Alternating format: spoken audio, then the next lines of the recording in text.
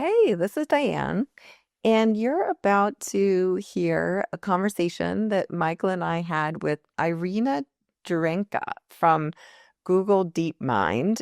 She's the AI research lead for education there. And I think you're going to love this conversation. It was fascinating for us to talk with someone who is literally working on the large language models from the education perspective. And at Google, no less, one of the most ubiquitous ed tech products in the world at this point. And her perspective on, where AI is going, where her work is going, how it's going to be, how she imagines it's going to transform schools or not transform schools, and what's important. Turns out to be a really interesting dialogue. I think you're going to love it.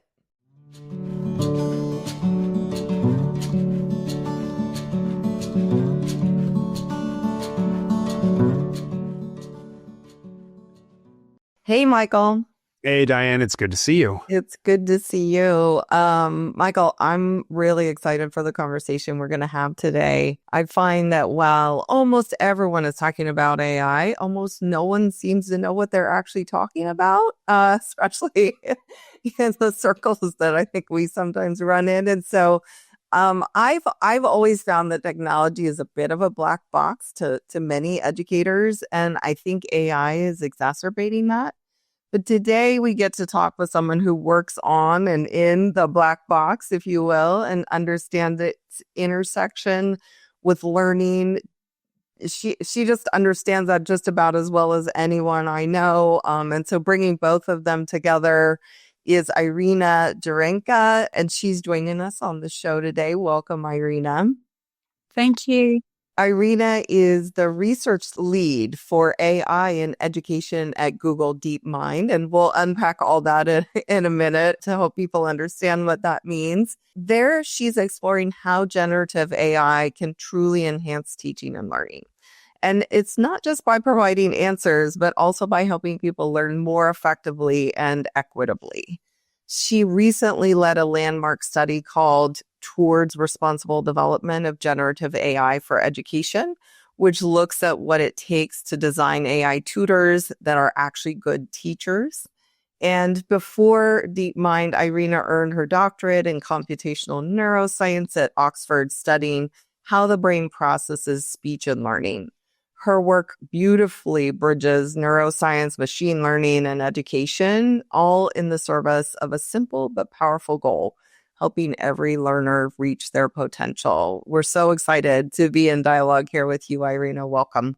Thank you. I'm really excited to be here. I thought we would just start with some really basic things to help people understand what you do. And so let me start with asking, is it fair to say that you're both a learning scientist and a technologist? Is that how you think of yourself? And will you explain to us what a research engineer does or is, and help us to understand sort of your team and what you do? Of course. So I actually don't think of myself as a learning scientist. I would say maybe I'm a beginner learning scientist. I'm definitely just starting to learn about this field. But I'm very lucky to be working in a company where we do have learning scientists on the team. And we also work very closely with teachers. So we actually just hired a teacher on the team, and there is another teacher who is consulting us. And we work closely with the academic field as well. So Kem Cottinger and others are advising us, we're very privileged to be in a position to have such amazing advisors. My role in education is relatively recent. I only started this project around 3 years ago. We hear the term research engineer, and you're a research lead. What does that mean? I think a lot of us are accustomed to the terms, software engineer, but in the age of AI, now we hear this term research engineer. So I'm wondering if you can help us understand. Of course. So I work at Google DeepMind. Right, and DeepMind has always been effectively an academic lab. So when I joined 10 years ago, it was a very small group. It was incredibly academic. So I joined as a research scientist, and essentially my job was to do a foundational AI research and publish papers that's kind of where we're coming from. And now we kind of much more integrated within Google, but we continue on the same mission. So what DeepMind brings to Google is this research expertise. So on my team, we have scientists and engineers, but really like the line between them is blurred. And what our job is to really think about what are the fundamental scientific problems around language models. And in our case, on the intersection with education, where we really need to do this foundational scientific work to understand what are the big problems, how do we find tractable solutions, and also work out the solutions to these kind of big scientific problems. So I guess one question I know, Michael, that has been coming up for you and in some of the conversations you've been having is, do you engage with or interact with or directly influence the products at Google? So many of us in education are so familiar with so many Google products. And what is the intersection of your work and, for example, Google Classroom or many of the other products that we in the education field use? So I find it very exciting to be in a company as big as Google, where there's so many amazing teams doing incredible work. We really focus on the research because that's the value add that my team can bring.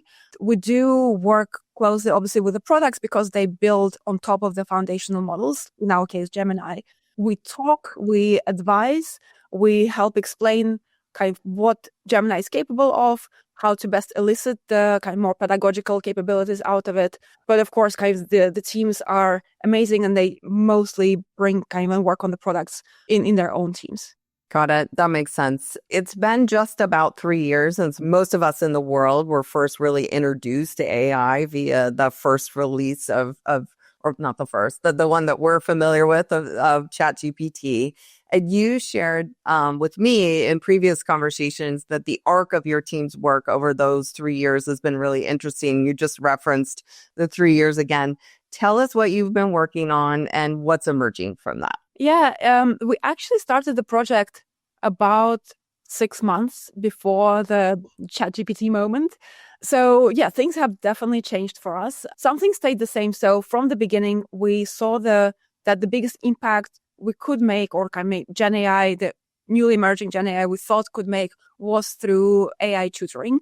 I can go into details about why we think it's the most impactful thing, but maybe we can address that later. But when we started, language models were very different.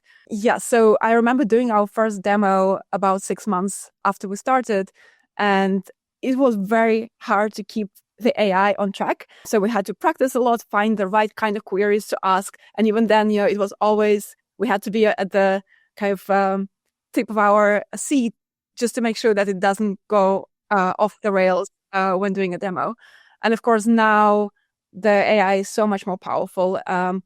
We have launched now products like guided learning on Gemini app, which millions of users are already engaging with, and it's mostly staying on track. We haven't seen any major problems so far. So it's kind of just the technology itself has changed so much. And we kind of had to keep up with these things. So when we first started, a lot of our work was trying to deal with kind of the very rough language models and make them do something useful in learning. And you will know how the stakes are so much higher in learning than in other use cases. So we really had to think, how do we control this kind of unruly beast beneath us? And now, of course, a lot of that work we essentially had to bin because it was no longer necessary. And we really concentrate on how do we bring the layer of pedagogy and adherence to learning science principles into Gemini to make sure that it really works towards increasing learning outcomes rather than negating them. Irina, I'd love to jump in there because at first, I think it's fascinating that you guys do this much foundational research, because we always hear that's sort of the domain of the universities, but here's DeepMind and then Google after the acquisition, right? Investing in over a decade of foundational research. There's nothing near term about that. And I'm interested in this work on the tutoring because a lot of the sort of critics, I guess I would say, of the AI tutors are sort of one of two approaches. Either, who's actually going to use that? Why won't they just default to Gemini, straight on, right? And two, even when they do use it, it's maybe overly procedural is the critique I hear a lot. And so I'm sort of curious, what are you learning about the actual usage in the wild? What are the guardrails that you've thought are important? What's been surprising against those critiques that are everywhere these days?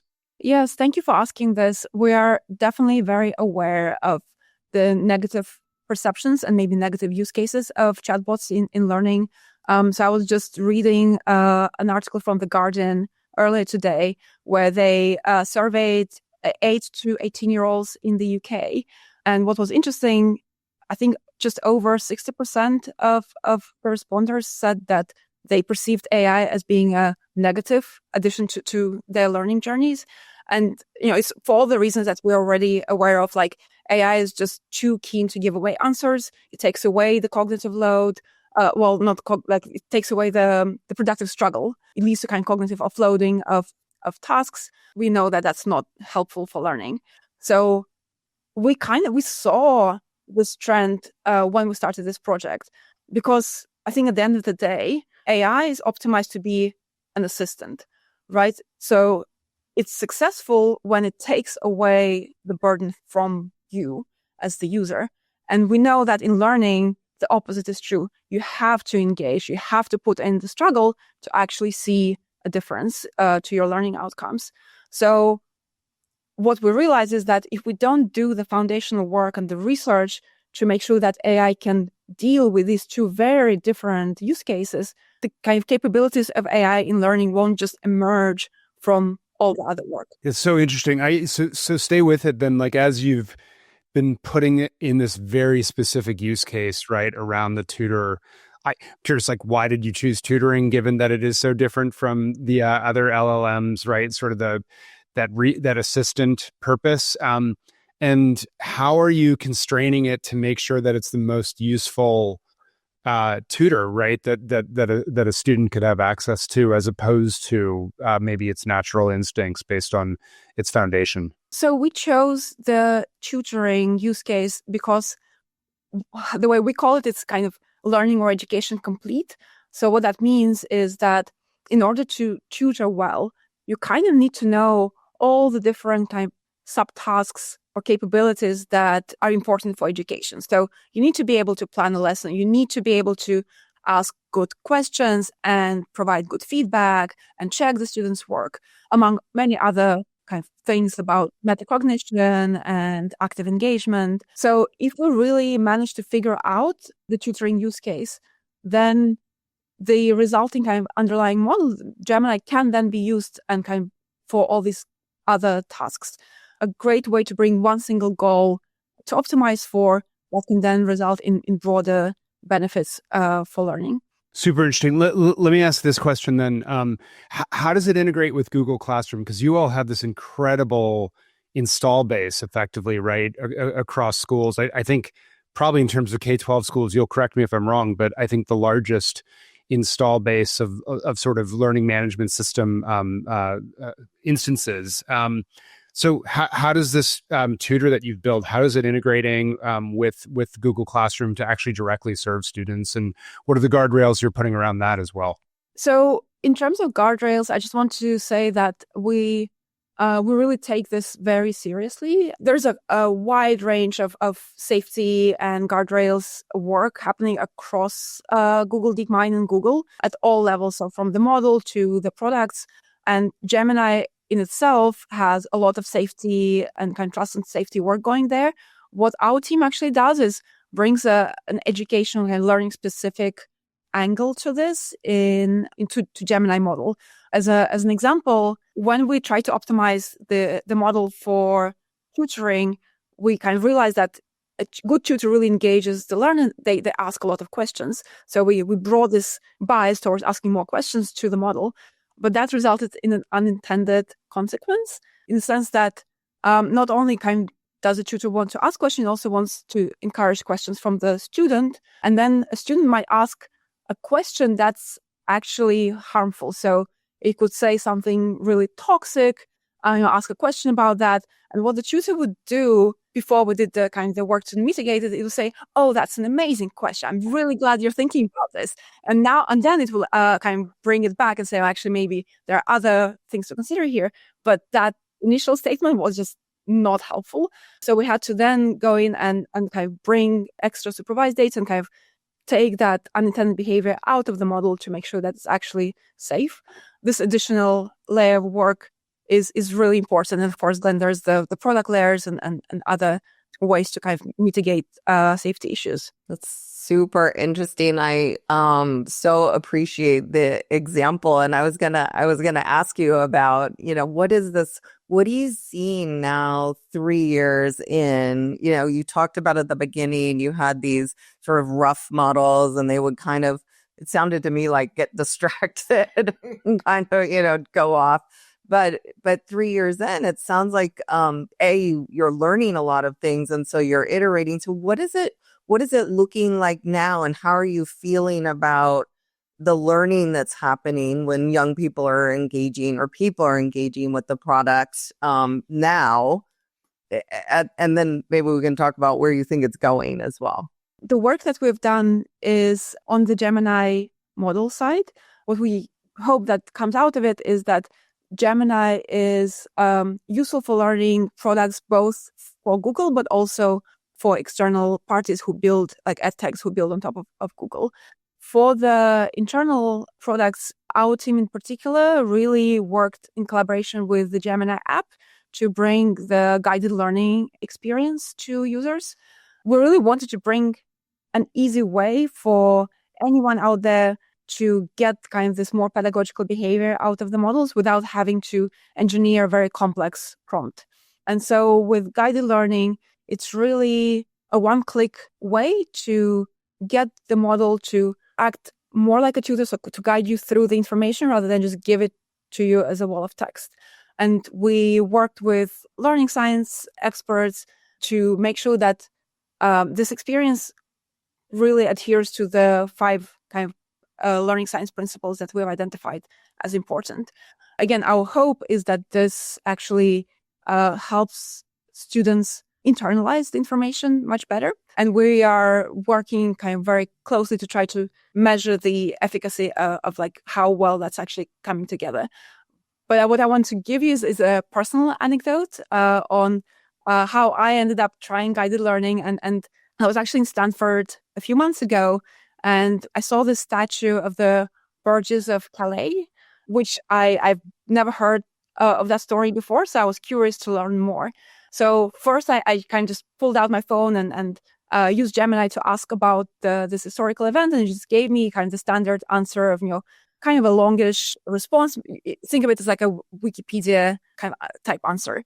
So I read through it. It was interesting. But I realized I'm actually personally really bad with history and facts. So I realized that that information went into my head and immediately left it, and I didn't remember anything. About 10 minutes later, I was trying to tell the story to somebody else, and I realized I don't remember anything. So I again pulled out Gemini, but this time I switched on guided learning to see how different would be the experience. The difference is like guided learning doesn't just give you the answer, it kind of engages you in a dialogue, it brings you in. Over kind of maybe 5 to 10 turns of conversation, it kind of walked me through the same information. But this time, I realized actually that I remembered it. Like a week later, I could still remember the facts. I remember kind of the interesting things it brought in. It kind of brought the connection to the War of the Roses, which the first article didn't bring in just because of how I selected kind of the options of where my curiosity led me. To me, it was very visceral how I tried to kind of learn the same thing from the like a vanilla experience and guided learning, and one of them actually made me remember better without me even trying. Interesting. That's really cool. One really quick question on that. Like, what are the 5 learning science principles that you guys have prioritized to create that sort of experience, just so we can enumerate it?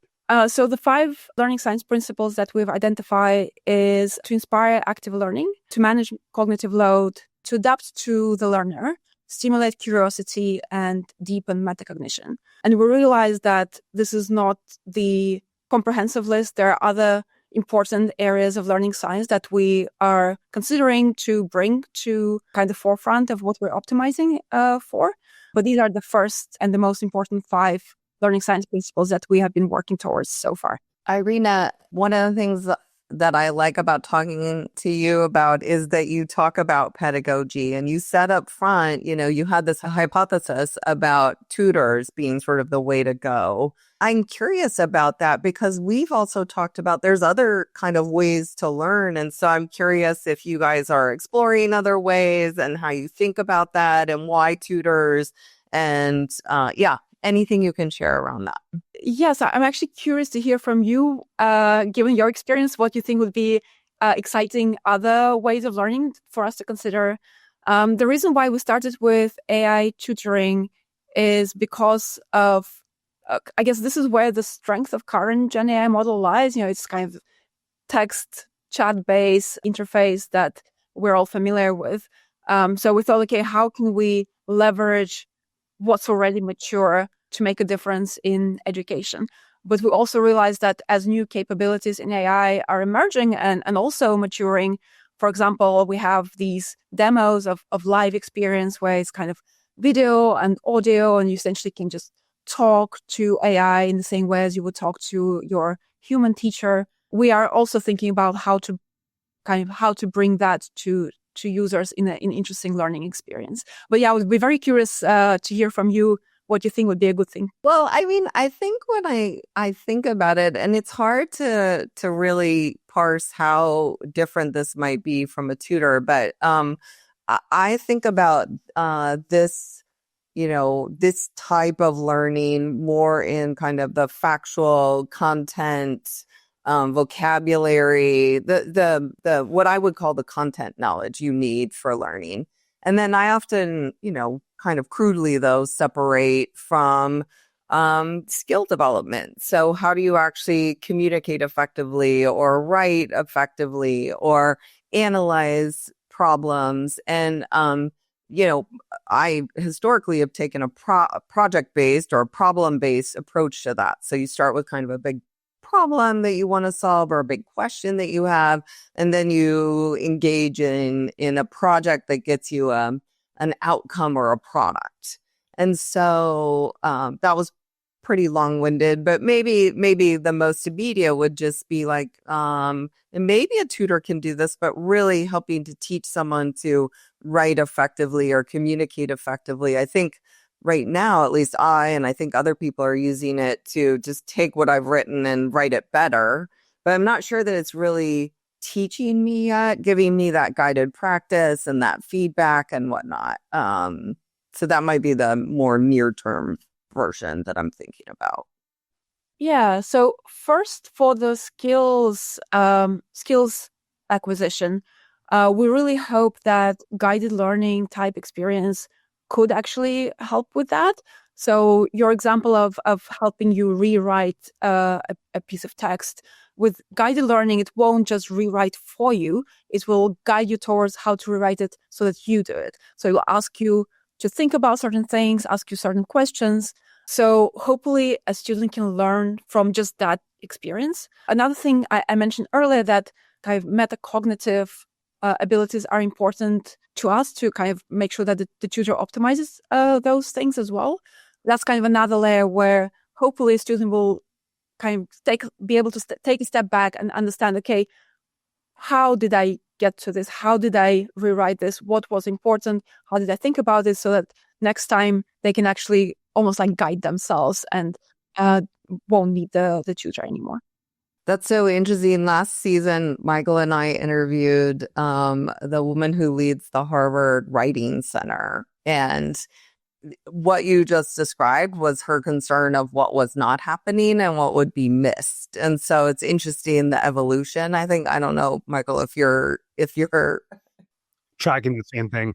Yeah, I think it's interesting, right? And it's all a question of, I think, and this may be where you want to go, Diane, like how do we put this in the hands of teachers and students, right, in productive ways so that they're not just jumping to the shortcut, but actually engaging in the difficult learning that you all are creating these experiences for? I think that might be a good place for us to go and sort of, bring this conversation, at least for now, to a conclusion. So Irina, you are a new mother, and I know that when I became a mom, it changed how I viewed my work as an educator in ways that I couldn't even have imagined. And so, I'm curious what, if anything, has changed for you in that. But even more so, what do you imagine your child's education will be like? When you think about the next 5, 10, 15, 20 years, what will it look the same? Will it look different? What do you want for it? What do you hope for it?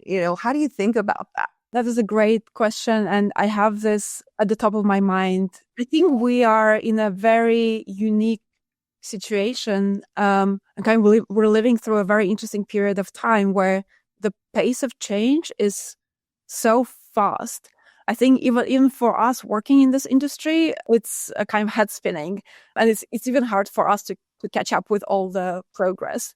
It's very hard to predict where AI will be in 5 to 10 years, what the role of education will be. We are actively thinking about this. I think what's becoming clear is the importance of human connections and making sure that our next generation grows up as, complete humans, so that they're not just automatons who, provide prompts to AI and just kind of live in this AI-driven world, where AI really is still a tool that helps human flourishing and helps prove and increase human connections. So I think for my child, I would want him to still go to school and to still have experiences learning how to communicate with his peers, how to talk to his teachers and be inspired by his teachers. I hope that AI can be something that helps him maybe learn faster and learn more and kind of really personalize his learning, so that when he's really passionate about something, he can go off and go deeper with AI. And maybe, be able to do these projects that are not supported at school, but he can do at home with his peers, and AI can serve as kind of this facilitator and help them, again, achieve more interesting outcomes with their projects. But at the end of the day, I think I want him to have the breadth of experiences and knowledge and just learn how to be a good human. That's a beautiful place, I think, to wrap. This season of Class Disrupted is sponsored by Learner Studio, a nonprofit motivated by one question. What will young people need to be inspired and prepared to flourish in the age of AI, as individuals, in careers, and for civil thriving? Learner Studio is sponsoring this season on AI in education because in this critical moment, we need more than just hype. We need authentic conversations asking the right questions from a place of real curiosity and learning. You can learn more about Learner Studio's mission and the innovators who inspire them at www.learnerstudio.org. I was going to say, we have this section, Irina, where we wrap up, where we share something that we've been reading book-wise or watching on TV or movie, podcast, whatever. And so I'll, because we didn't prep you beforehand, we'll let Diane go first with hers. And then we'd love to hear what's on your bedside table or in your ear or something like that, if you wouldn't mind sharing. So this is a kind of a funny one. I'm listening to / reading a book called The 5 Types of Wealth, a transformative guide to design your dream life by Sahil Bloom. And if you're wondering about the types of wealth, according to Sahil, they are time, social, mental, physical, and financial.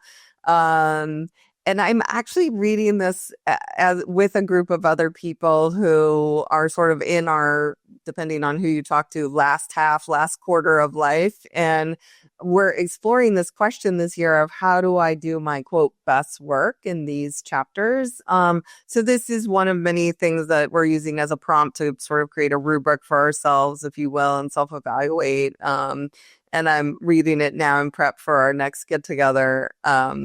So fascinating. I'm not sure if I'm like a wholehearted recommendation on it, but, it includes a lot of the ideas that I think exist in a lot of other places, and it's a good reminder. Fair enough. Well, it'll get marked down either way. We'll track it. Irina, what about you? So I will be honest, I am struggling to find time to read given that I have a 1-year-old. But I actually did manage to get through a book recently. And it was Neil Stephenson's novel Diamond Age. I've been recommended it many, many times given the work I'm doing. So I finally managed to read it.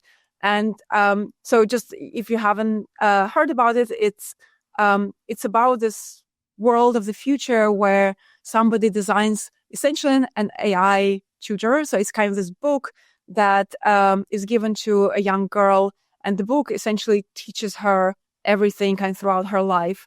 And I think what's interesting, like my takeaway from this was that there were 3 kind of maybe original versions of the book that were given to kind of 3 girls, and then they kind of made like a copy that was given to like everyone, which wasn't as good. And the difference was that in the 3 original versions, there was a human who was like essentially voicing out the text to the girls. And in the other versions, it was like 100% AI. And what was interesting is that the human behind the book, even though they were just voicing what the text that the AI was producing, according to the book, made a difference. Those 3 girls, especially the main character who had this consistent one person who was guiding her throughout her whole life, actually built a connection with that person and grew up to be a much more successful, kind of much better individual than anyone else. And it's like this importance of still having a human in the loop. Very cool. I love it. I've heard a ton about that book, so I need to add it to my list, I think now. I'll just say I'm going to shock Diane here because we always make fun of me for not being current on stuff, but I actually, not only did I watch seasons 1 and 2 of The Diplomat over the summer, season 3 came out and I'm already done. So I'm ahead. And so I am going to, stay in my Netflix binging, I guess, at the moment, but I'm feeling rather impressed with myself in that I got my Google sweatshirt from back when I lived in Silicon Valley on for this recording. So with that, Irina, I think Diane and I could both talk to you all day and just like learn from this. So really appreciate you joining and scratching the surface with us of all the things going on at DeepMind. And for all of you tuning in, we'll see you next time on Class Disrupted.